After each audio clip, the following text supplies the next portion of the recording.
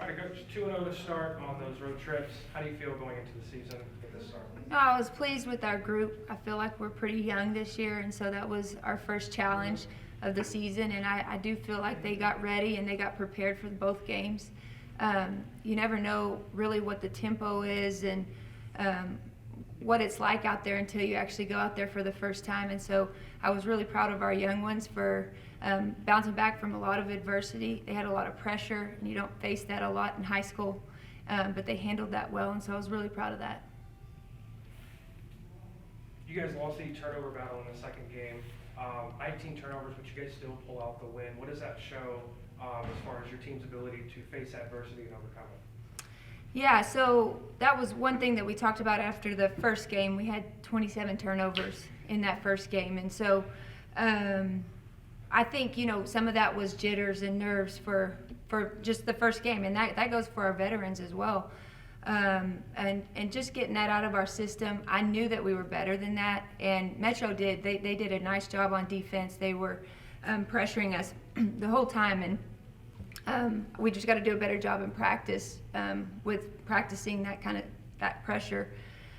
But I felt overall that we learned a lot from that first game, and we got a day between our games to talk about those things. And I felt like the second game, we were doing well. We had 9 turnovers going into the fourth quarter, and then they applied pressure that fourth quarter. We had 8 turnovers in one quarter. And so, we just got to make sure that in those moments that the moment can't be too big for us to take care of the ball. And we got to make sure that we're getting it in the right person's hands and just be calm in times like that and poised. And I do think that those moments that every single player had during that time were special. And that is a great learning moment for each one of those kids.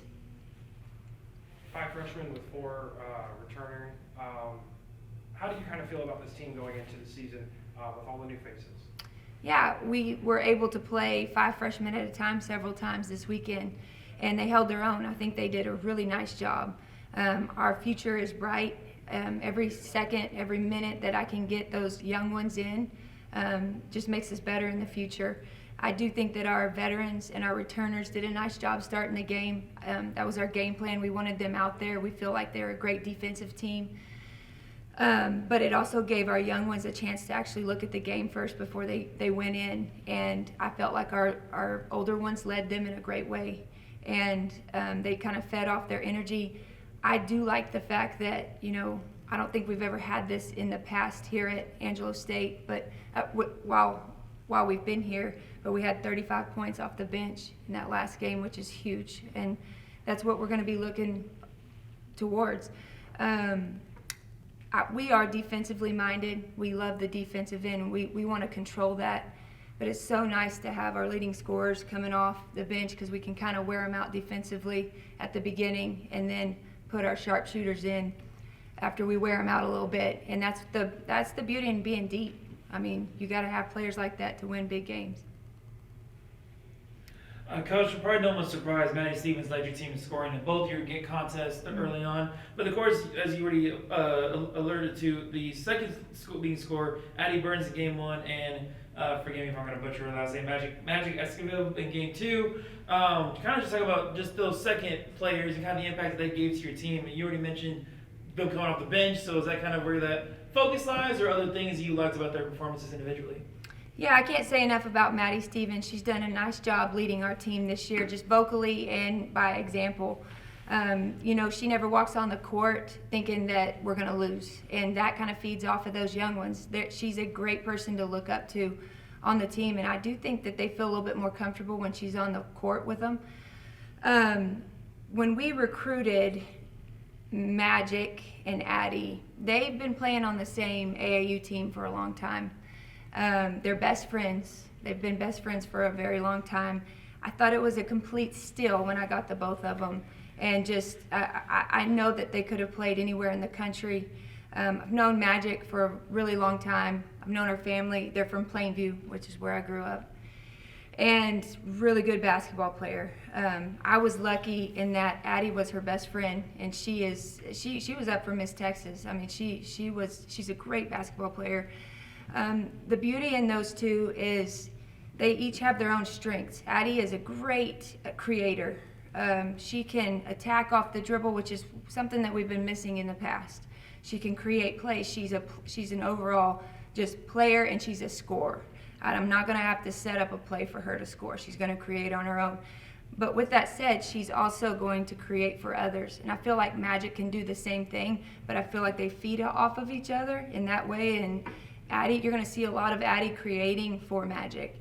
They're going to find each other in transition and in the half court. And that's great. I will tell you, Magic spends a lot of time in the gym, and so does our whole team, but I've just known Magic her whole life, and I know that back at home, when she goes home, she's in the gym constantly, and it pays off. I mean, you can tell when kids are in the gym, they carry a different kind of confidence when they hit the floor. There was a moment in that last game, when things were getting tight in the fourth quarter, 10 seconds were clicking off the shot clock, and we're all saying, don't shoot it, no. And she shoots it and she scores. And that's what you're going to see from her. That's the kind of confidence.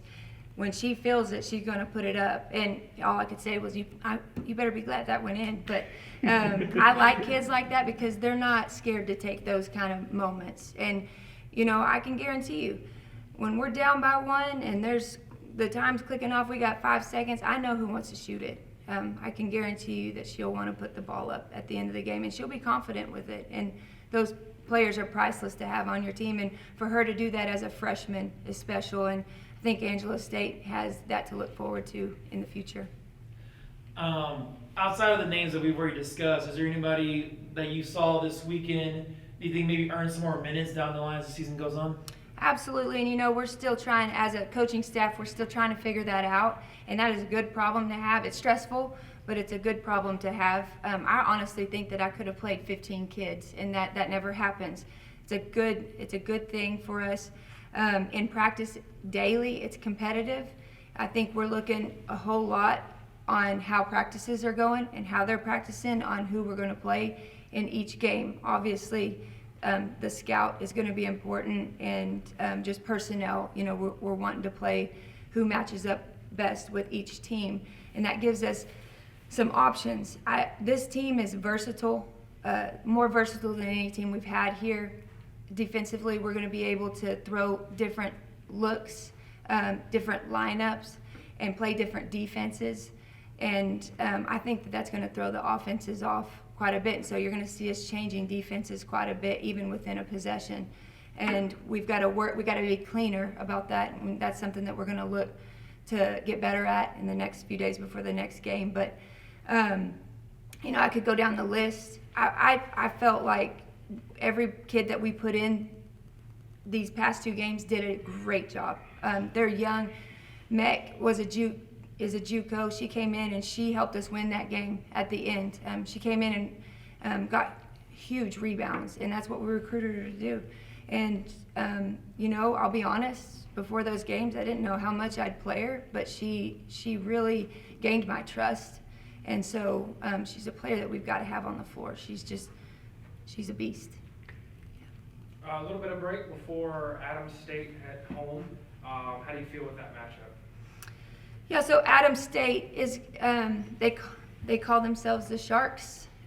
They like to get downhill, and they're going to find our weakest defender and attack them. And so we're going to have to really focus on forcing baseline. We're going to try to get them out of the middle of the paint. They're very, very good, very smart, very fast. They're not big, but they're fast. It's going to be a hard matchup for Naya and our bigs, because they're not that. They're just a bunch of quick guards that'll look to do a dribble drive and get downhill. And so sealing gaps, making sure that we don't help in the wrong places, and just, defensive assignments are going to have to be right on cue. I do think that we're going to have to take charges and, have goals in that way. And we should be okay defensively. I think offensively we can create some mismatches with them that should be to our advantage.